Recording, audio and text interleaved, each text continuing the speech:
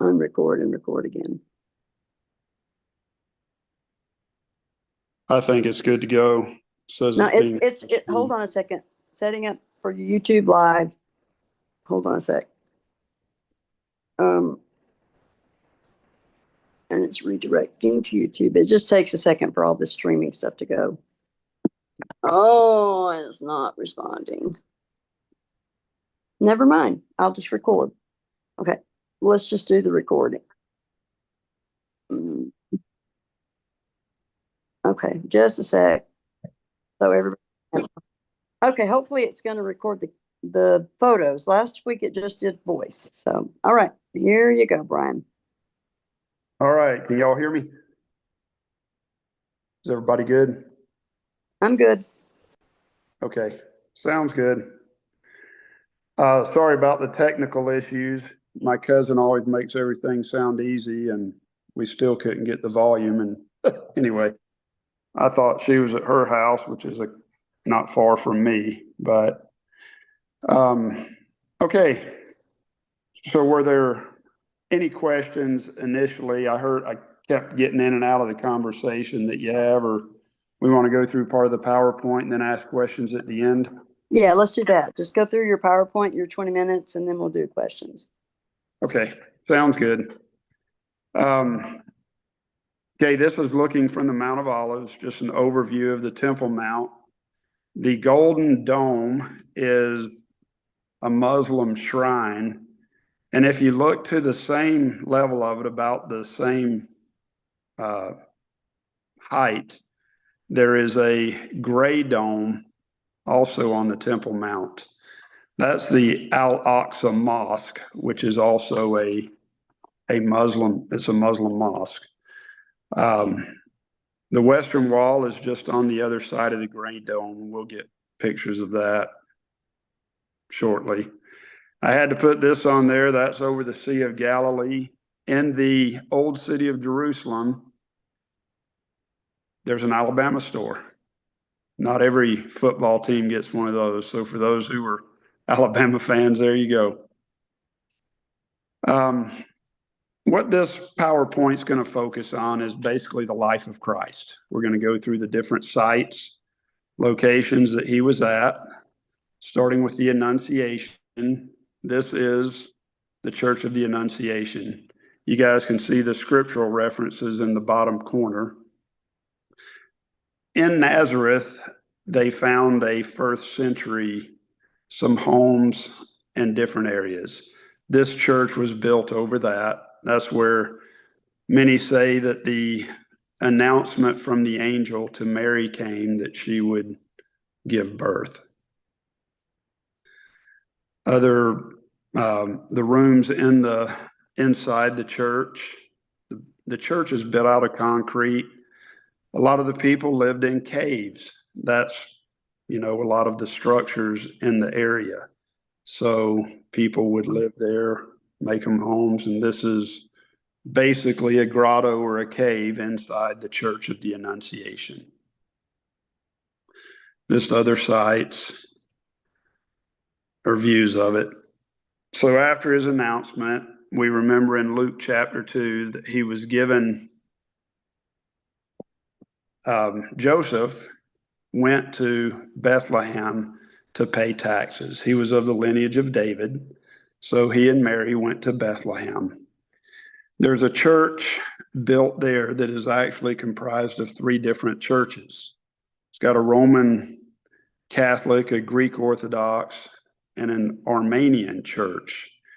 They're all built on this location. It is the oldest continuously used church in the world. It's been in operation about 1,700 years. And it is believed by many that the actual site where Christ was born is again in a cave up under this church.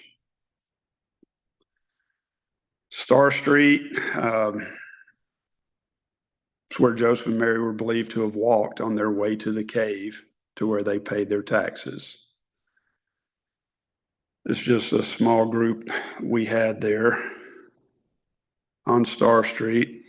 This guy, Mohammed, he is actually a member of the church. He's part of the Bethlehem group, which is under the Jerusalem branch of the church. But he is an Arab Mormon, one of 3 or 4 that are somewhat active in Bethlehem. Bethlehem now is about 90% Muslim.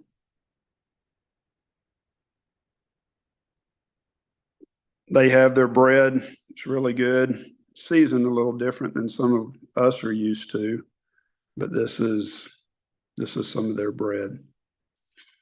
Okay, this is inside the cave structure. You can see where people are sitting. That is the entry point 2,000 years ago into the cave. The picture on the right shows the fire, the stains from the smoke on the roof of the limestone cave. A lot of the caves would be multi-chambered, and this is where they actually would house people. When we think of the term, there is no room for them in the inn, because there were people there paying taxes. A lot of these little auxiliary caves that are attached to the main cave were filled up. The animals usually would stay in the back of the cave.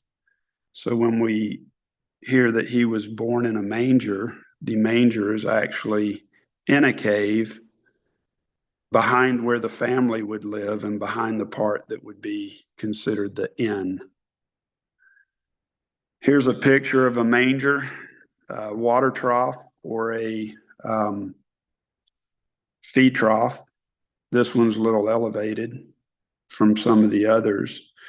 And the actual door that the girl is looking in, there's a hole there, and you can actually see the site where it's believed he was born. And this is it.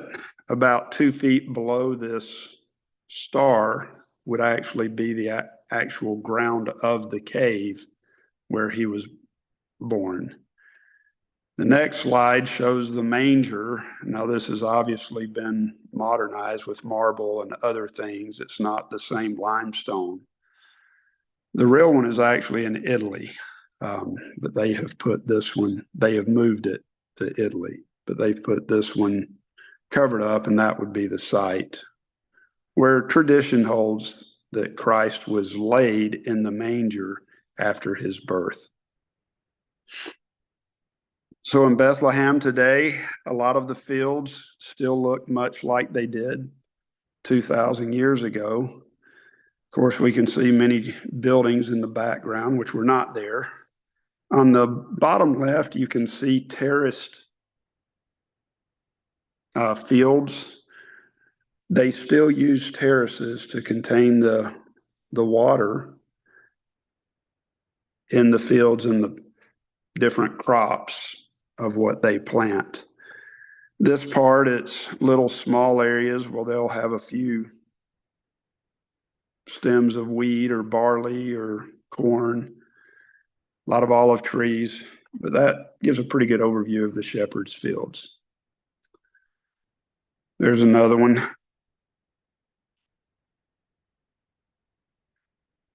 This is one of the groups we had.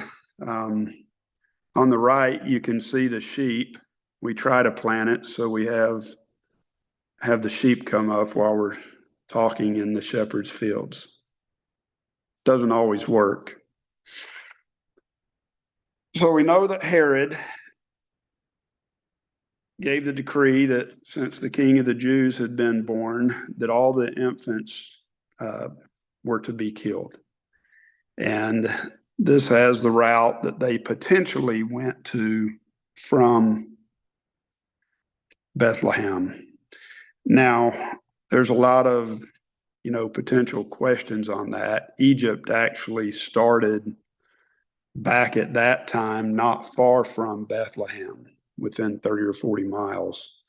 So as to if they actually went this far, we don't know, but the Nile River is there, which obviously has a lot of food and irrigation purposes.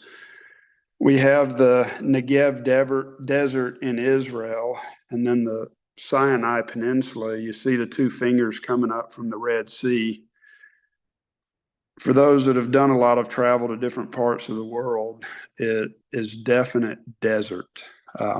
Me growing up, when I would hear about the wilderness and different things that we read about, when we go in June, we'll see what the wilderness is.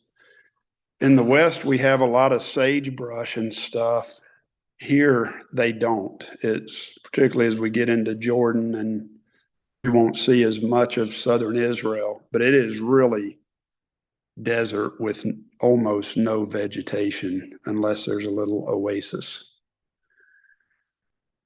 Piece of olive wood that I have on the right, most common tourist purchase is olive wood, and that would be the flight to Egypt.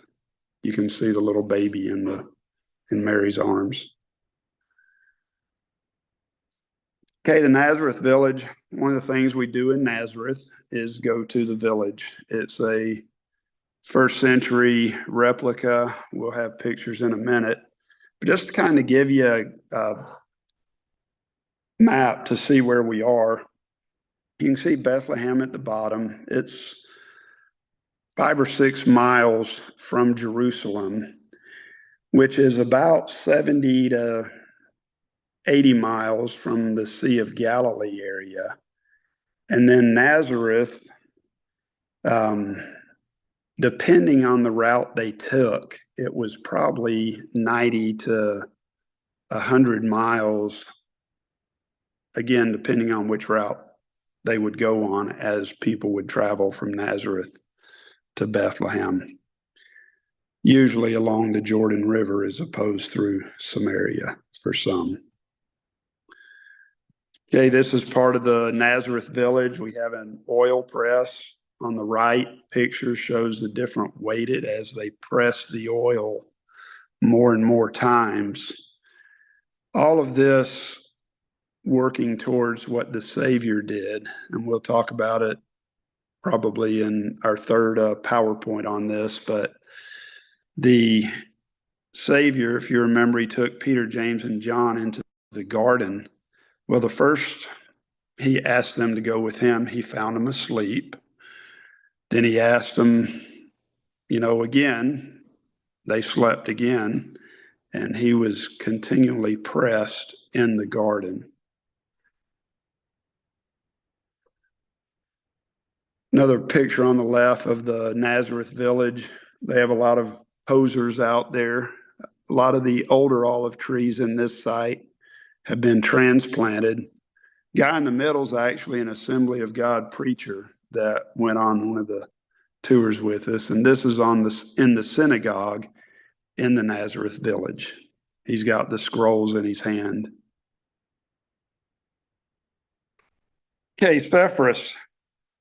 A lot of people wonder what the importance of Sepphoris. The Israelis often call it Zippori, which is Tzippori. There's also just a Zipp. I always tell people when we get there, if you don't know how to spell something, don't worry about it because it's right. There's always a bunch of different spellings on the different words. These are some of the different mosaics that are in Sepphoris. Now, Sepphoris is just across the mountain from Nazareth. So it was a thriving city that was being built. The capital of the northern part was being moved to this. And this is where Joseph and Christ and his brothers would have been working. We have a lot of references of stone in the New Testament. The word carpenter translates to stone from the Greek. So a stonemason is a carpenter. We have that here. this is an overview of the city as it would have been at the time. The guy on the right, Zvika, he's one of the guides that I really like. He will not be with us on this trip. He's been reactivated in the Israeli army as a tour guide taking soldiers to Cyprus. So it's kind of a weird dynamic there, but as the Israeli soldiers are getting their R&R, the government sending them to Cyprus, and then Zvika gives them different tours on that island. Just more sights of Cyprus. You can actually see the grooves in the stone on the roadway. That's from the wagon wheels. One of the buildings, we have a lot of mosaics. We can see that on the right.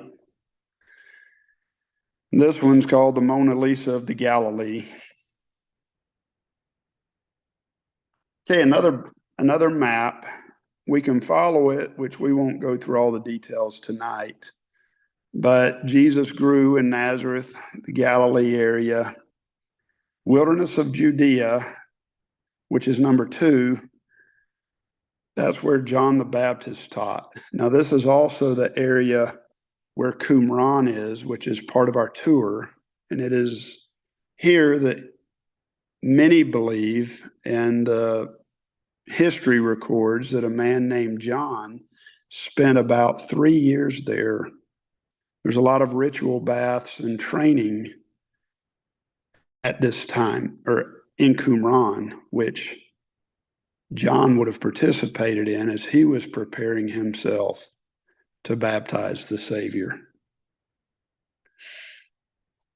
Okay, Yardenit, this is a site up close to the Sea of Galilee. It's not the actual baptismal site where Christ was baptized, but it is part of the Jordan River.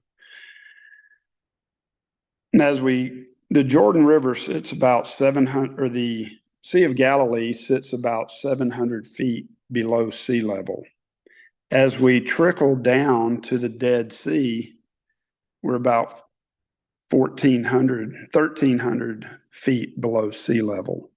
So as we get a couple more Yardenit to the Kazer el Yahoud, which is probably the actual baptism site, I'm on the Israeli side. So as we look across the river, we're looking at the Jordanian side. That would be the picture on the left.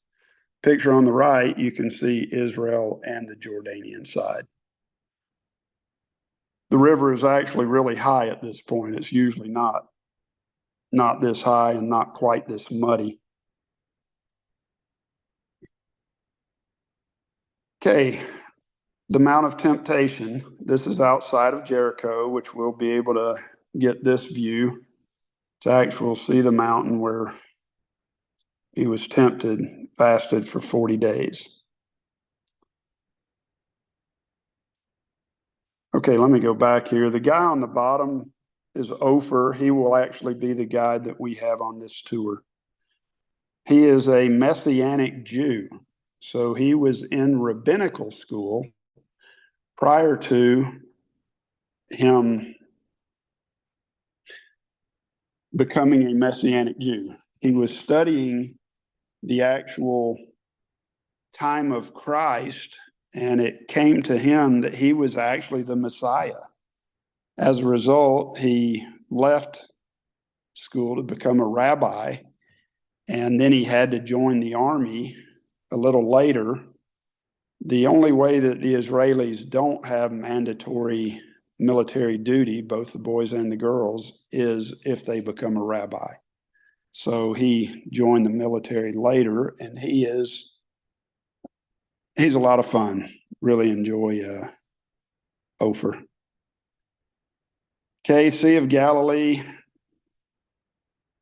A lot of the teaching of Christ happened here on the Sea of Galilee.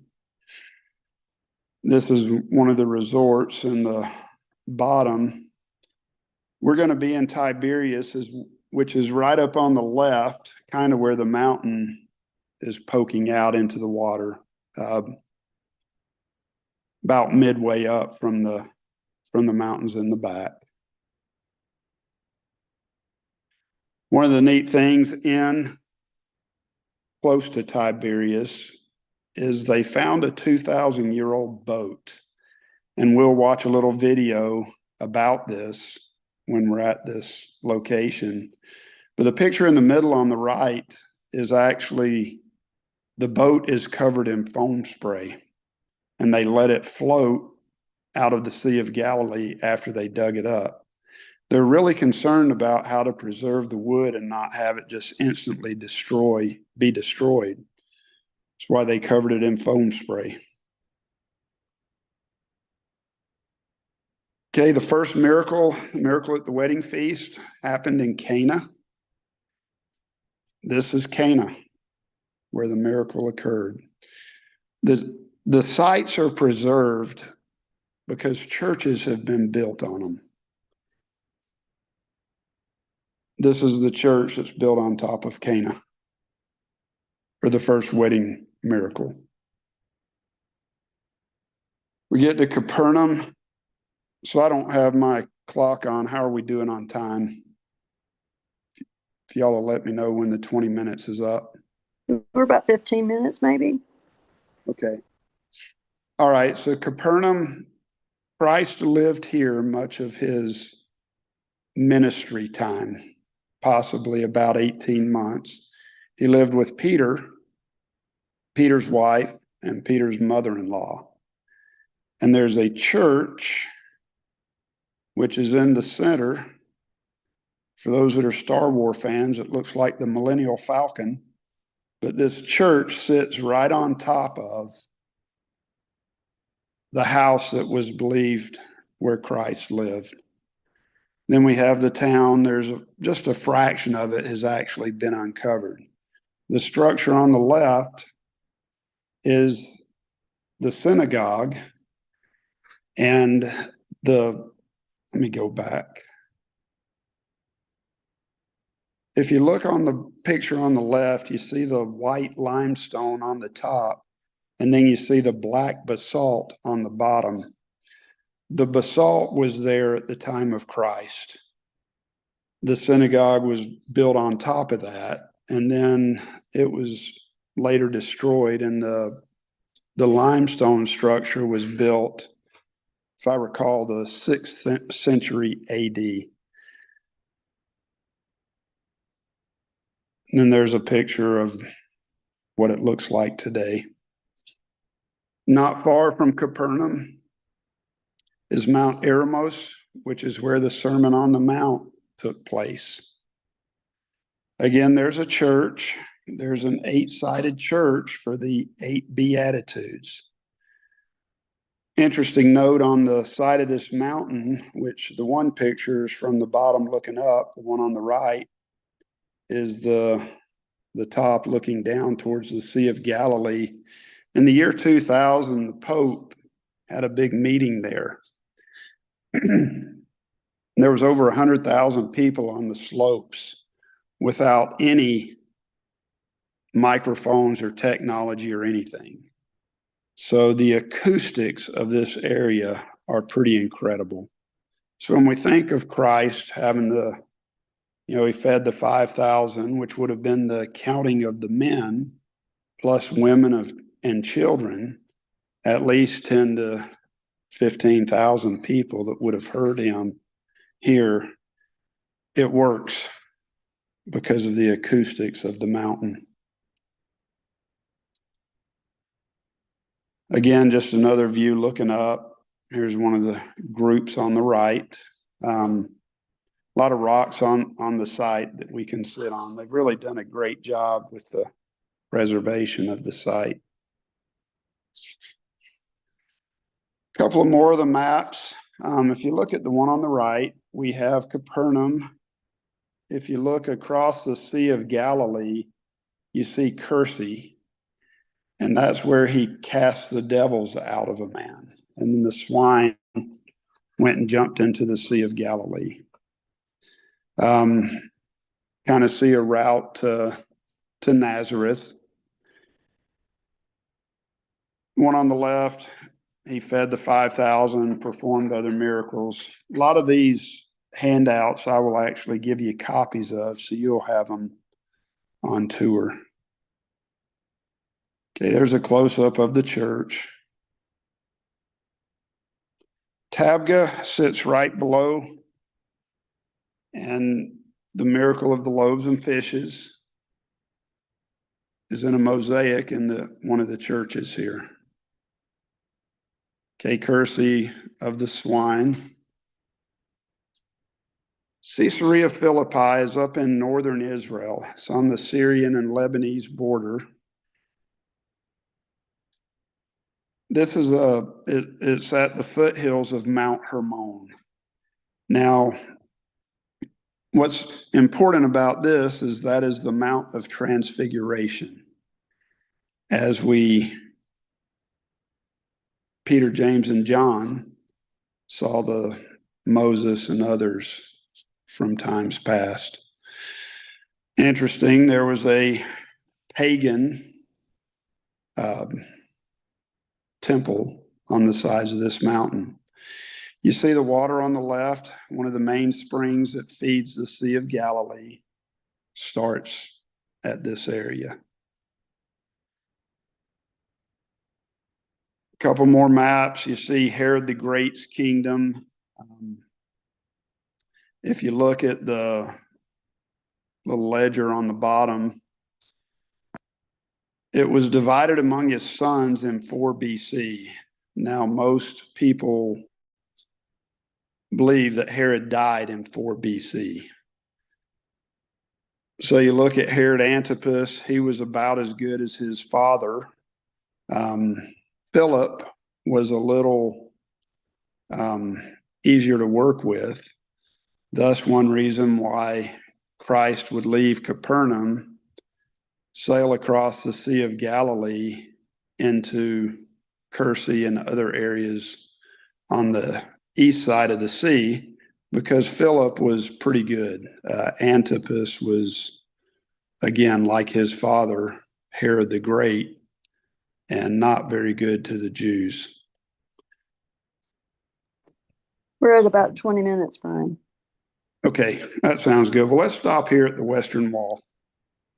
That's pretty good stopping place.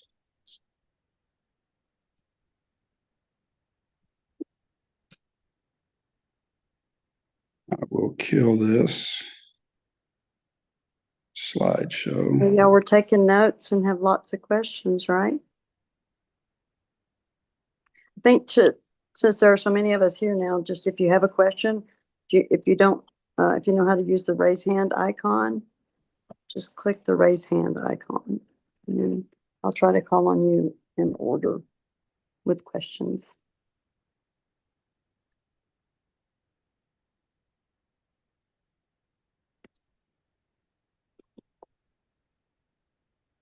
Okay.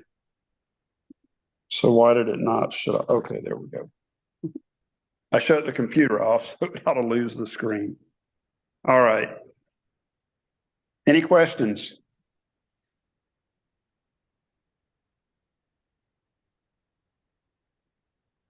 Thank you, Brian. It was wonderful. You're welcome. Kathleen has a question. Yeah, I do. Maybe not where you thought I'd go, but anyway, the clothing that we should be wearing over there. Because I noticed you had your hiking boots. I noticed you had like the khakis, that type of thing. What kind of clothing suggestions would you recommend? So it's going to be June.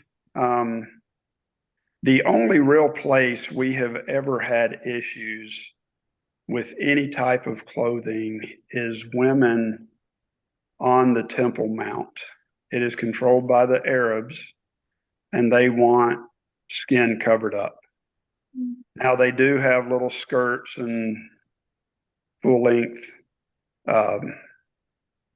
blouses or sweaters that you can put on, but when we were like in, I want to say it was Indonesia, and we went to like a Hindu temple, they had scarves that they would hand you to cover up if you didn't have long enough skirt or to cover up your head as well. Do they have anything convenient and handy like that? They do have skirts. They do not require you to cover up your head. Okay. But if you have on shorts or something like that, they will have you covered up. But if I had long pants, not a problem? Not Or a do they, problem. okay, As long as your body's ankles do covered, not show skin. So okay. just wear socks. I always wear hiking boots. And particularly in Jordan, it may be a little hotter. In Petra, you know, there's a pretty good hike. I've got a lot of the khakis that have the zipper. I may actually wear shorts in Jordan as well. So, but yeah, as far as clothing, you're good. Just make sure it's modest. I have a shirt, it's long sleeve, and I have the pants that are long sleeve, but they're supposedly impregnated so that you don't get the mosquito bites and stuff like that. They're lightweight, but my pants are black. They are light. That good enough? Yep. Okay. They ought to be good. Any more questions? Take notes and think about it this week because we're going to meet again next week. Is that the plan? Sounds Thank you good. for posting pictures and putting little things on them in the Facebook, the messenger site. That's really good. Thanks. Yeah. Tamara. There we go. I was like, how to unmute. So as far as what to wear, pack, like I'm a Chacos girl. I like to wear my Chaco sandals. Is that a bad idea? Or when you like ride the camel or horse, do they require closed-toed shoes? They do not. Um, the camels, the stirrups are pretty weak. Um, The horse, they don't adjust the stirrups for you. So I've got a picture on one of them where my knees are, or my legs are about parallel with the ground. And then the other times I just don't don't even use the stirrups. So, Okay. but no, your Chacos would be fine. Whatever you're used to wearing is what you need to wear. If you walk all the time in your Chacos, wear them. Is it gonna be beginning of summer there too? It will. Okay. So Jerusalem is about the same latitude as I am here, a little north of Dothan, Alabama. It's 31 point something degrees latitude. Will Mhm. be the Sea of Galilee and of course Mount Hermon's a little further north, but as we go south in Jordan, it's pure wilderness as described by the Book of Mormon, which is nothing as far as any vegetation. So It'll be hot. I expect it'll be hot. Especially if And we what- get below sea level. And will we be able to do like laundry, or do we need to bring 2 whole weeks of clothes, or how does that work? So the hotel at the Sea of Galilee, which is the Ron Beach Hotel, they have a washer and dryer. When I was there in March, they did not charge anything to use it. I assume it will still be there. I Oh, will well. confirm that prior. At what point would we be there, like halfway through, or? Well, it's not quite. It's nights 2, 3, and 4. Okay. Um, I've never used any washer dryer services in Jordan, so I don't know. There are places in Jerusalem. The hotel will have a laundry service, but it's typical hotel laundry service. It's not very cheap. What my mom does when she travels is she just wears quick dry clothes and she'll wash them in the sink at night. Yeah. But That was of course, my she'll thought. also take 2 or 3 pairs of clothes and change them out every other day. There you But go. Yeah. But Okay. yeah, as far as shoes, whatever you're comfortable with, if you do want to buy new shoes, buy them before the trip and wear them. Just make sure they're comfortable. But Okay. don't Ready? break a new pair of cowboy boots on this trip. No blisters. No. Anything Well- else, Tamara? Before we Is go? there anything else that would be a good idea to pack? Like, is there a lot of bugs or just maybe sunblock, I guess, if it's going to be a lot of Sunblock sun? is good. I will actually send out a suggested packing checklist. And I may actually send a picture to Kelly so that she Yeah, I can can put post it. there. But a Mhm. month or month and a half prior to the tour, everybody will get a binder full of all the information that you can want. And let me just, I've got one of the old ones right here. Let me grab it real quick and I'll just kind of, if it shows up, we'll be able to see what you're going to get. Okay. Yeah. Tanya, your hand's raised if you want to go ahead and unmute. Yeah, I was just gonna ask, how often does he do this trip? He went to grab something, so I know talked about this a little over a year ago. And so this one's been in, infancy since, about then, but he's been over there a couple of times since then. Didn't he say he was there in March? Yeah, he was there in March, but just him. He was there alone. Got That's it. when he said he was in the Garden of Gethsemane all by himself. Yeah, Yeah, I let's was, The question she asked was, how often do you do this trip? yeah, so I try to do it twice a year.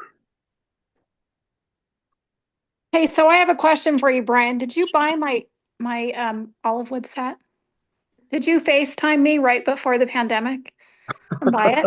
Because I have you look like the person who did, and I remember it being shipped from Alabama. I was like, wait a minute. Really, it's possible. But I have no idea how we met. I feel like it was through a BNI group, but why would you be in Utah then? I've been in Utah several times, but Oh, okay. Yeah. Anyways. Good. Anything else, Tanya? No, that's all. Thanks. All right, Adriana. are we doing the between Holy Land and Jordan, the Jerusalem and Jordan, are we going by bus or we are flying there? so we'll be doing a land border crossing. Okay. Jordan will be, once we get finished in the Galilee area, we'll stop at Bet Shean, which, think Old Testament, this is where Saul and his sons were killed in battle. We'll see Bet Shean, and then we're going to cross the northern border into Jordan. Now, the border crossing, the Israeli buses do not go into Jordan. So we'll go through the border crossing, the Israeli side, then the Jordanian side.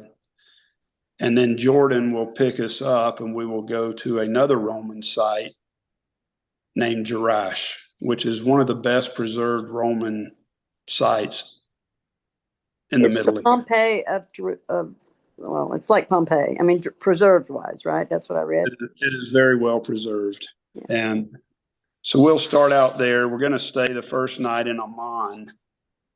And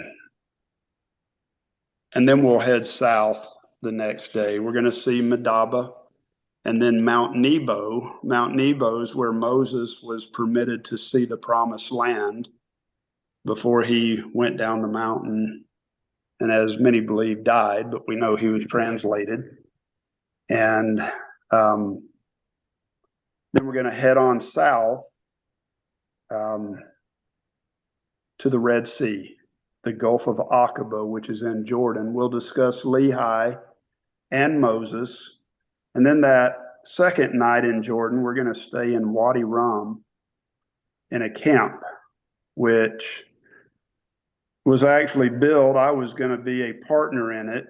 And then I choked out just before the war broke out. I had gone and we had done everything. I'm actually a business owner in Jordan still, but my partner went ahead and did it without me. So, Hi, Kathleen. but we're going to stay in his camp, and then the next night we'll stay in Petra. Then we'll cross back into Jordan from there. And we're coming on boat, right, to come back into Israel? No, it'll be at the middle border, also a land crossing. It's called the Allenby Bridge. But it will probably take a little longer than the northern border crossing. So we'll see. Sometimes they get us through in an hour or two, and sometimes they like to try to be difficult. So usually the Jordanian side goes pretty quick, but as we come back into Israel, they'll get us through. And then our bus driver will pick us back up, and the first night back in Israel, we're going to be staying at a resort on the Dead Sea. So we'll be able to go out and float, which is quite wonderful. And I'll tell you all about an experience I had there a couple of years ago that was pretty awesome. But we'll go there. I don't know if you guys can see. Sorry, Brian. Yeah. And are we having a presentation about Jordan as well, like all the sites that we're gonna see? So he's doing his PowerPoint in 3 parts. And so next week we're going to do the second part, and then we're going to do the third part after that. Thanks, Adriana. Was that all?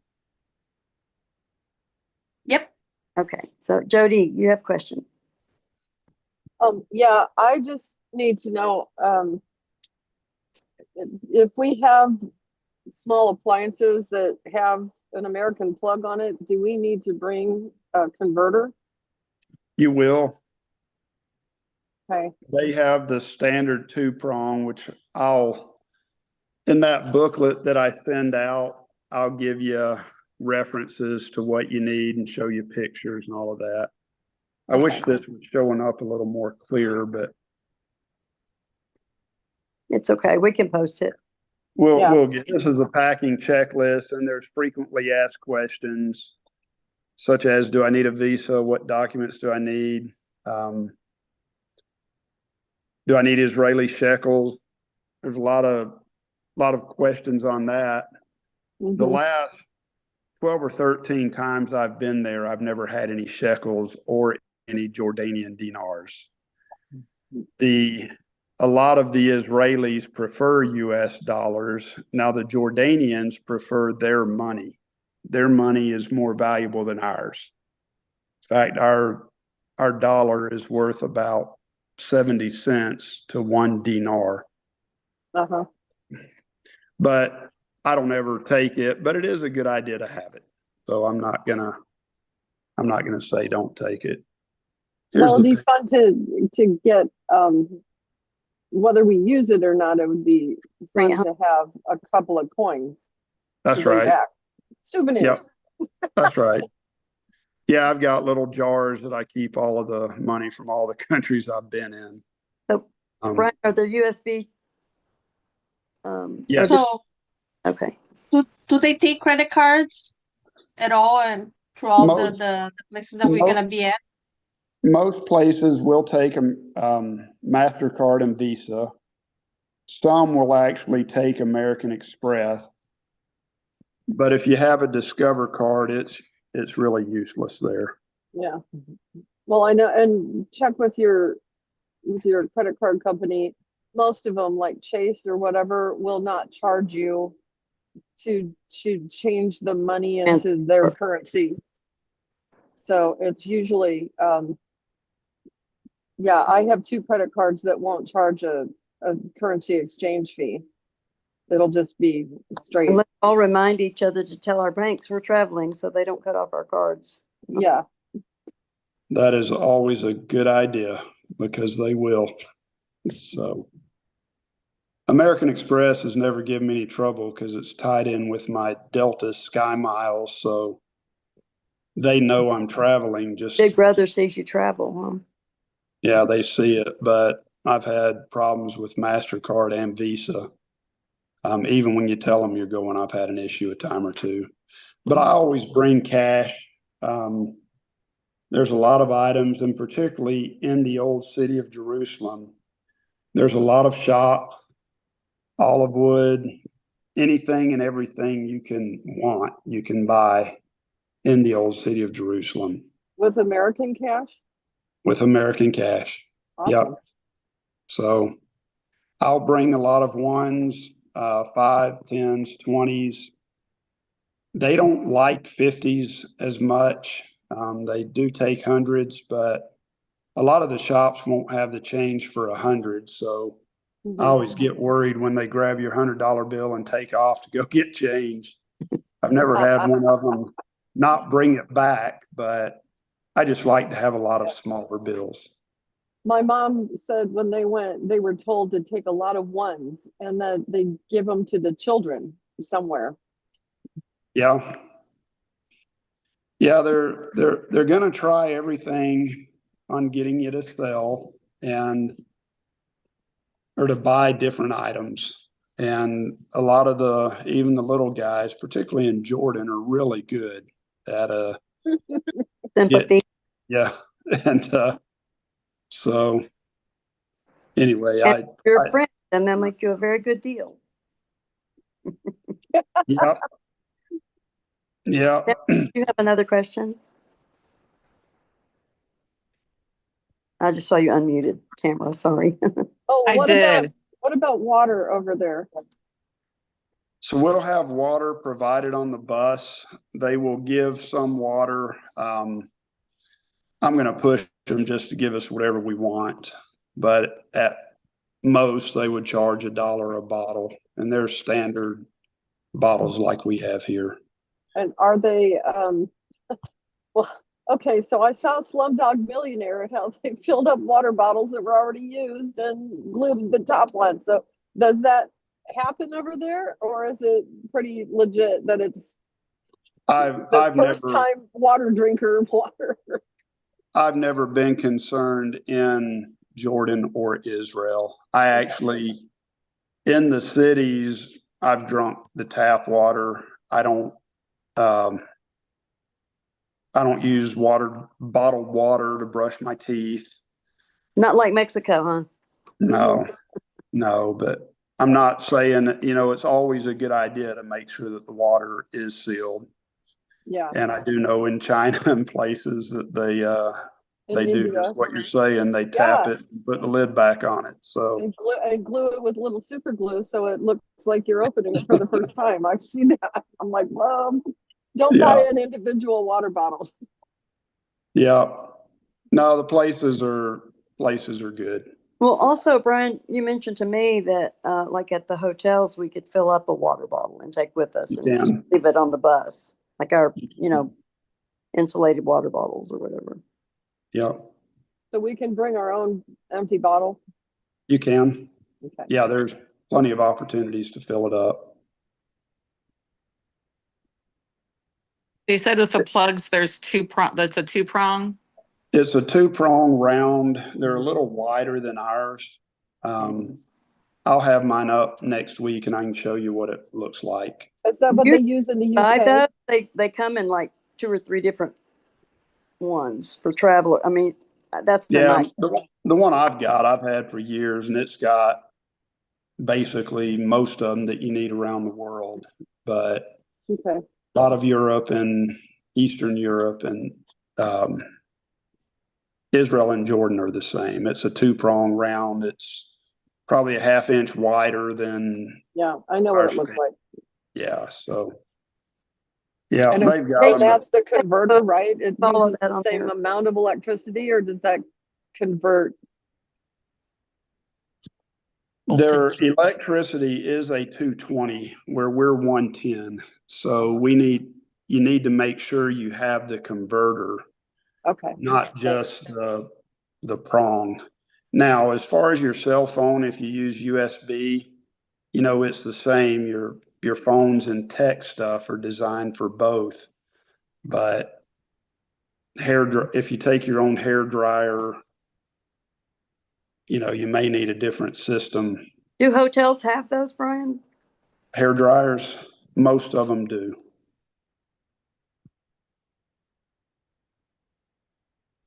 But for lot of- plugging in a cell phone, you should be okay. Like the Apple brick is made to be able to plug in anywhere, but as long as it has their walls. I was asking about the wall socket there. If they just had the two prongs, you could plug it in, even if it's a different currency. That brick is supposed to translate it. It's got the converter in it. Yeah. Correct. These Yeah. things Well, oh, go ahead. I was just gonna say, I'm more concerned, I sleep with the CPAP, so I definitely need to know what. I probably need a converter, definitely. You will. Yep. Yeah, so I'll send a link out on that as to what you'll want to get. Couple different options. In fact, I'll get that to Kelly so she can post it. Yeah, and y'all can post on that group too, on that Facebook group. Yeah. Okay. All right. Well, I think we are probably good for tonight, and we've taken enough of Brian's time, and I appreciate y'all being here. And just if you think of anything else afterwards, you always go, oh man, I wish I would have asked that. Just text, because you're not going to remember the week from now either. So just send a text. So, okay. Thank you. Yep. Thank you, everybody. Love y'all. Sounds See you good. next Thank week. you. Same bat channel, same bat time. Thank you, Sounds Kelly good. and Brian. Thank you. Bye. Thank you. Have a good Bye. Sunday.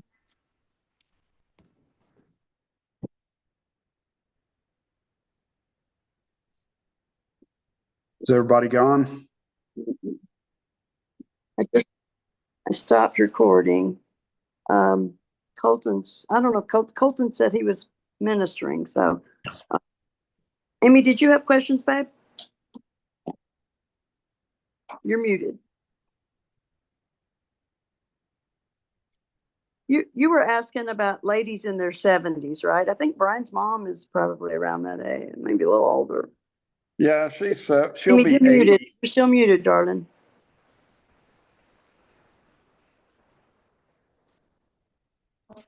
There you go. No, yeah, no, my mom and my aunt. I think my mom's on here now though. Oh, she's already logged off. She was on here though. She was Catherine. She's in Oh, Catherine. Bethlehem, North Carolina. Yeah. But yeah, they're 70s, and her sister's at least 4 years older than her. So yeah, there's late 70s. Yeah, Mom, But my mom walks with a cane. Is that gonna be a problem? the only place that would probably pose a problem would be some of the time in Jerusalem. We can do it. I mean, we'll help accommodate her, and there are options that we can look into for her to get around a little better while we're there. In Jordan, she will Okay. probably want to do the cart ride down. That's what I was going to say is just make sure she has a little extra money for, cart Yeah. ride. Okay. Extra Yeah. help Okay. details like the people carrying bags and things like that. Just a little, and that's not very much, but just a little here and there. Okay. Yeah. She fractured her knee, and they didn't really fix it right. So she's been walking with a cane ever since, The and bummer. it's it hurts her. She'll take pain medicine, and she'll walk and get through it. But Yeah, A lot of days. she won't tell people it hurts, but it does hurt her. So just we'll work with her. What about cobblestones? Is it mostly like flat dirt, or are there any cobblestones? Like in Europe, there's cobblestones. Yeah, so they have, on a lot of the national parks in Israel, they've actually gone in and concreted the walkways, which Okay, is that's really good. nice. So Okay. it's not so much cobblestone. There is a cobblestone type deal in Jerusalem, but it's not necessarily the same relief that they have in Italy and France and Okay. other. Okay, So- that sounds good. And you mentioned when they were talking about plugs and stuff. When I've been traveling recently, usually you just have to have a USB. You don't even have to have a plug. Do the most hotels have USBs? They're getting them. Okay, So I noticed I'm that not sure.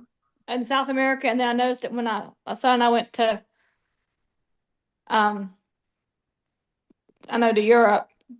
I think in Mexico, maybe I'm not sure, but Yeah, I most of I them. was surprised.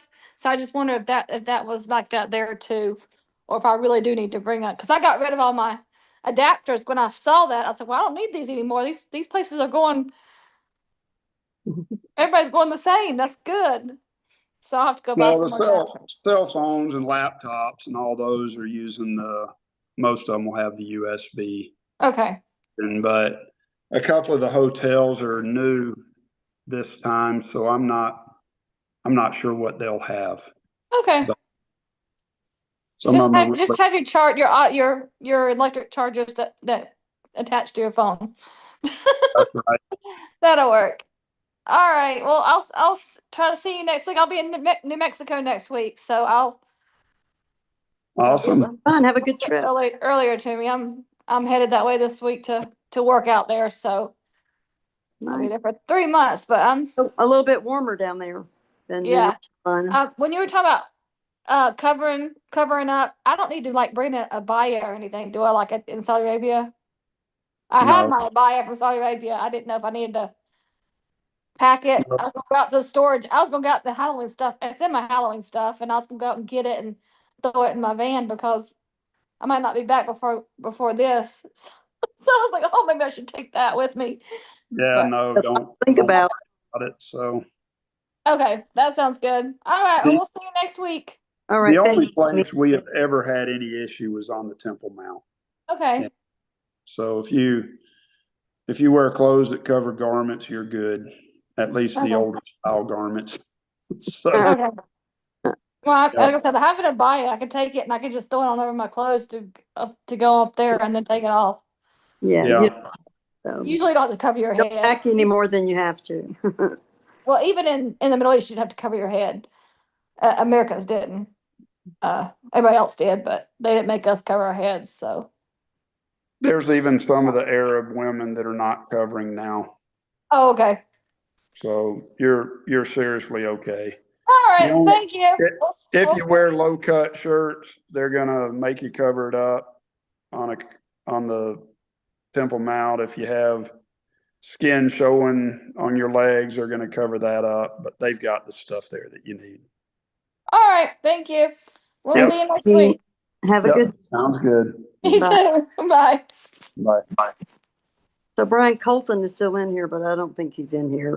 He was going ministering and he pieced out a long time ago. I'm not even sure he knows he's still on here. It sounds good. Yeah. Well, how many were in the group? It looked like about a dozen. Well, good. Check. And there were new ones, so that was good too. So What's that? there were some different ones. Yeah, that were- yeah. So people have been coming in, and there's like probably almost 40 in the. I'm gonna remove Colton. He doesn't even know he's there. Anyway, but Well, yeah, I'm gonna tell I mean, Jessica. they're not all gonna go, but they're just maybe even just living vicariously through the Facebook group or whatever. Yeah. Well, I'm gonna tell Jessica this week that she's got to be here this coming week. So. Well, maybe we can, if you wanted to, like maybe Saturday or something, we could do a trial. We could. I'll just tell her she's got to be here. I'm in a hotel with two dogs that are going crazy. She realizes how technologically disabled I am. Tell her we're a little older than you are, Jess. We need a little more guidance. Yeah. Well, my problem is I've hired, ever since I quit teaching, I've had an employee that's done all my paperwork. Yeah. So it's, You've had assistants do all the hard I've just gotten behind and And you know what, Brian? You could have been up to date 6 months ago and be outdated now. Exactly. Everything moves so fast and changes so fast. if I have the choice to come in and figure out something on the computer or go out and ride my horse, I'm on my horse every time. So anyway, sounds good. Well, thanks for all of your work. Thank Kelli. you so much for all your time. Yep, sounds good.